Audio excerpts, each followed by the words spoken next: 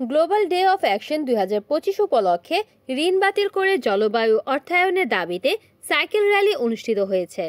শনিবার 28শে জুন সকালে সাতক্ষীরা শহীদ আব্দুর রাজ্জাক পার্কে ধরিত্রী রক্ষায় আমরা ও ওয়াটার কিপার্স বাংলাদেশের সহযোগিতায় সুন্দরবন ফাউন্ডেশনের আয়োজনে ঋণ বাতিল করো, কয়লা বিদ্যুৎ বন্ধ করো, অর্থায়ন নিশ্চিত করো, ধনীদের জন্য কর, গরিবের জন্য নয় বিভিন্ন দাবি লেখা সম্মিলিত ব্যানার ও প্লেকার্ড সহকারে শহীদ আব্দুর রাজ্জাক হতে একটি বর্ণাঢ্য সাইকেল র্যালি বের হয়।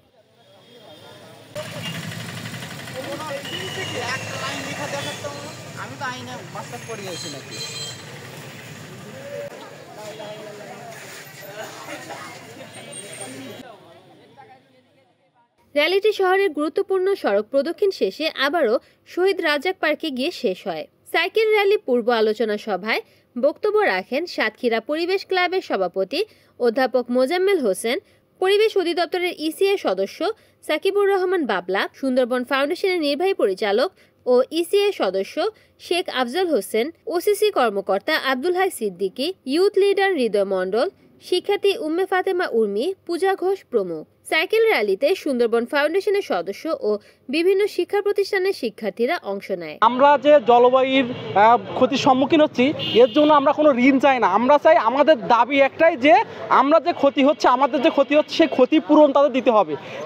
আমরা এই র্যালিতে আসছি, আমরা ঋণ নয় অধিকার চাই, আমরা কোনো ঋণ চাই না, অধিকার চাই। সেই জন্য আমরা আজকে র্যালিতে একসাথে হয়েছি সবাই মিলে, আর সবাই মিলে একসাথে হয়ে যে এই আন্দোলনটা করতে পারছি। তার সাতক্ষীরার দাবি এবং সারা বাংলাদেশের দাবি ঋণ নয়, জলবায়ু অর্থায়নের সুবিচার চাই।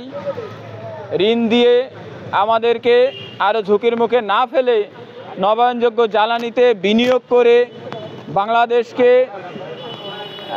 সুন্দর পরিবেশে ফিরে আসার সুযোগ দিন।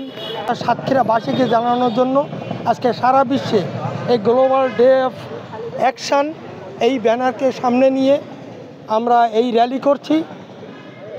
আমাদের সুস্পষ্ট দাবি যে আমরা ঋণ চাই না। আমরা জলবায়ু পরিবর্তনের ফলে আমাদের দেশ তথা আমাদের জনগণ যেভাবে ক্ষতিগ্রস্ত হচ্ছে, এই ক্ষতিগ্রস্তকে আরও প্রসারিত করার জন্য আমরা ঋণ চাই না।